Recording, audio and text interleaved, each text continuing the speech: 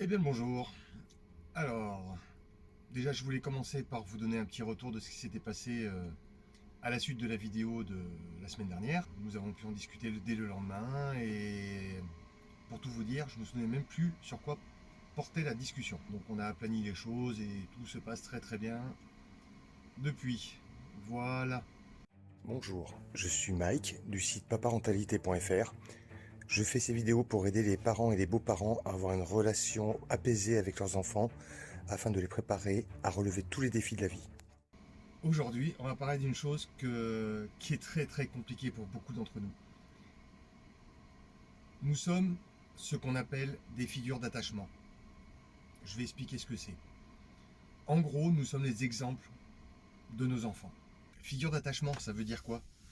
Ça veut dire que votre enfant, quand il est avec vous, il se sent en sécurité. Il sait qu'il peut lâcher tout ce qu'il a à l'intérieur de lui. Vous imaginez pour un tout petit enfant qui est à la garderie, il a dû subir des frustrations, un manque affectif, peut-être des altercations avec des petits camarades.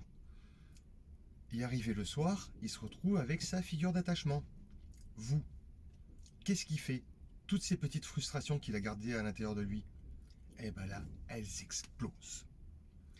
Et là surviennent les crises, les pleurs, les non, les je veux pas, les voilà, tout ce qu'on voit tout le temps. Et là vous vous dites mais quand il est à la crèche on me dit que c'est un amour, et dès qu'il rentre à la maison c'est un petit démon. Et ben oui c'est normal. Tout simplement, avec vous il est bien, vous êtes son parent, vous êtes toute sa sécurité, son bien-être, tout est avec vous. Alors acceptez ça, accueillez toutes ces frustrations. J'irais même plus. À un moment, j'ai testé une chose. C'est-à-dire, pas tout de suite dès qu'elle est arrivée, mais on se posait un peu tranquille après l'école. Avec ma fille, parce que l'école a été un gros calvaire pour elle les 2 premières années. Et, et je voyais que pourtant elle prenait sur elle, qu'elle y arrivait, et qu'à l'école, malgré tout, les maîtresses me disaient qu'elle s'amusait quand même avec ses camarades et tout. Mais tous les matins, c'était des pleurs pour aller à l'école et tout. Ça me fendait le cœur, mais malheureusement, il faut bien gagner sa vie. Euh, Quoique je reviens un peu là-dessus après plus tard, mais dans une autre vidéo, je pense qu'on reparlera de ça parce que je pense qu'il y a peut-être moyen de faire différemment. Grosse difficulté pour ma fille, grosse charge émotionnelle.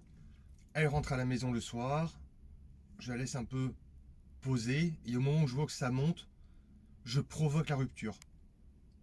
C'est-à-dire que je provoque l'explosion de tout ce qu'elle a accumulé pendant la journée.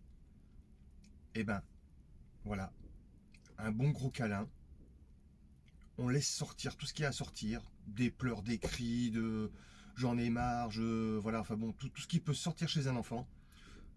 Vous lui dites, vas-y, sors tout, vas-y, fais-toi plaisir, c'est pas grave. Et une fois qu'elle a fini, un gros câlin, un bisou, et on est reparti sur des bonnes bases. Nous, adultes, nous savons gérer les frustrations. Nous savons les intérioriser, encore que, quelquefois, elles ressortent. Moi, je vois, samedi, là, j'ai dû attendre pendant 4 heures à cause d'un planning complètement pourri, un samedi. Comment vous dire que quand j'ai rempli ma feuille, je lui ai mis un 4 heures d'attente monstrueux en travers de la feuille pour bien montrer que j'étais pas content. Mais bon, voilà. Oui, j'ai ronché toute la journée dès que j'avais quelqu'un au téléphone. C'est quoi ces connards qui me font attendre pendant 4 heures? Mais malgré tout, on arrive à mieux gérer que les enfants.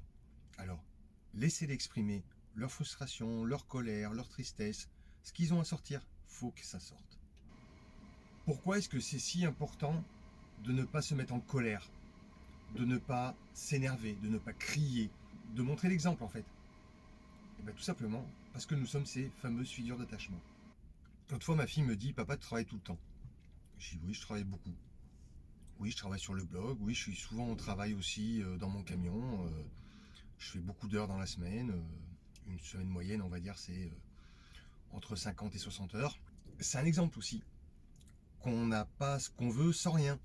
C'est-à-dire que ma fille maintenant quand elle me demande si elle peut acheter quelque chose, elle me dit par contre je veux juste que ça coûte pas trop cher.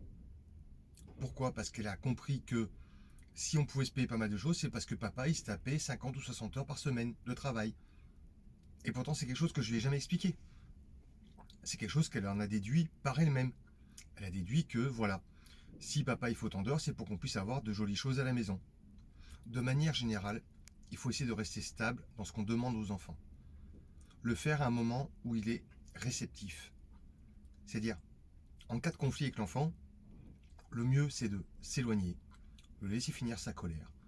Vous ne pas laisser la colère monter en vous, ne pas lui répondre, ne pas rentrer en conflit avec lui. Si vous rentrez en conflit avec un enfant, vous vous abaissez à son niveau. C'est-à-dire que vous êtes vous-même totalement immature. Alors là, je sens que ça vous a pas plu ce que je viens de vous dire. Mais pourtant c'est vrai. L'enfant a un cerveau immature.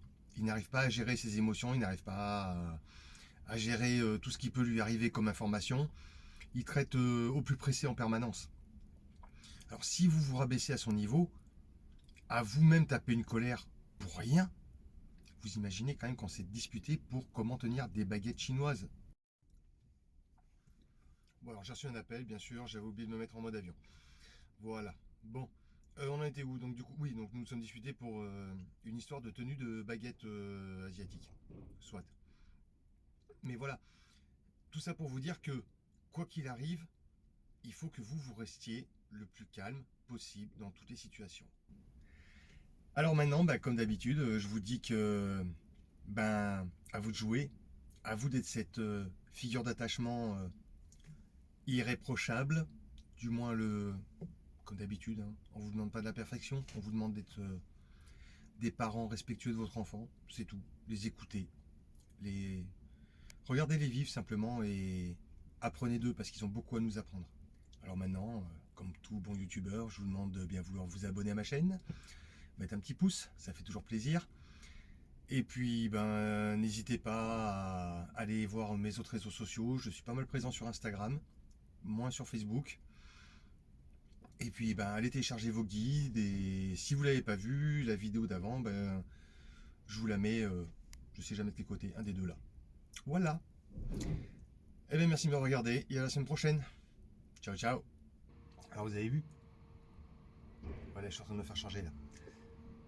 Ils sont en train de me mettre des végétaux dans la semine, ça y est. Eh ben, je suis sûr que vous aviez pas vu. J'ai enlevé tous les poils de tête.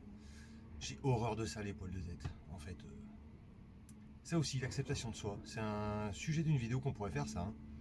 Dites-le moi en commentaire si vous voulez qu'on en parle.